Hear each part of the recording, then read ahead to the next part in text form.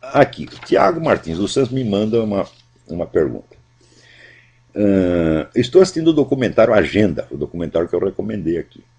Há uma frase de Marx na qual ele fala que destronaria Deus e o capitalismo. Minha pergunta é, será que o capitalismo não é uma desculpa, uma pista falsa para o real objetivo de Marx, destronar Deus e o cristianismo?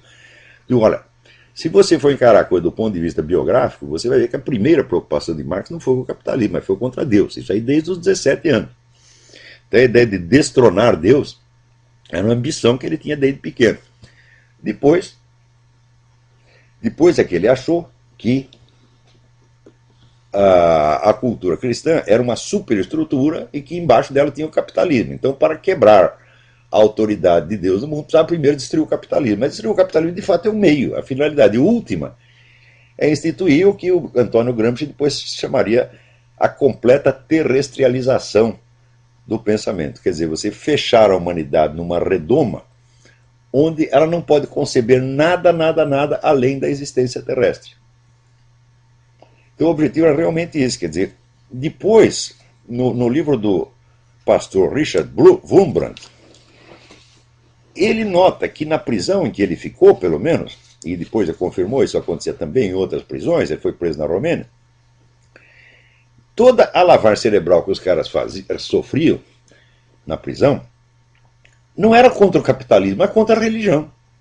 Então ele começou a desconfiar, falou, pô, esse negócio de capitalismo parece que é um pretexto, eles estão mais interessados em tornar o sujeito ateu do que torná-lo anticapitalista. Eles têm mania de religião. É tanto que eles torturavam, de preferência, os sacerdotes, o cara padre, pastor, rabino, você chegou lá, você era o primeiro a ser torturado. E Jarada fazia a seguinte sacanagem, você pegava, por exemplo, um padre, né, e amarrava um rabino na cadeia. E começava a arrancar os dentes do rabino. Falava, se você não abjurar da sua religião, nós vamos arrancar todos os dentes do rabino até o fim. Ou então fazia o contrário, pegava o rabino e amarrava o padre. Né? Então o sujeito acabava abjurando, pelo menos da boca para fora, para não ter que ser cúmplice, né, naquela maldade que estava sendo infligida a outro. Então ele viu que aquele pessoal das prisões tinha obsessão com extirpar a fé religiosa do coração das pessoas, muito mais do que jogar contra o capitalismo. Daí que ele começou a investigar o negócio que terminou no livro Marx e Satã, que é um livro de leitura absolutamente essencial, onde ele mostra ali os escritos de juventude de Karl Marx, que não tinham sido publicados, que estavam lá guardados no arquivo Marx Engels em Moscou, onde fica claro que Marx participou de rituais satânicos na juventude. E não só na juventude, porque a empregada dele, Helene Demuth, aquela mesma que ele comia e teve um filho com ela, diz que ainda depois de homem adulto, ele fazia uns rituais estranhos, acendia lá umas velas, botava uma fita na cabeça, um negócio esquisito.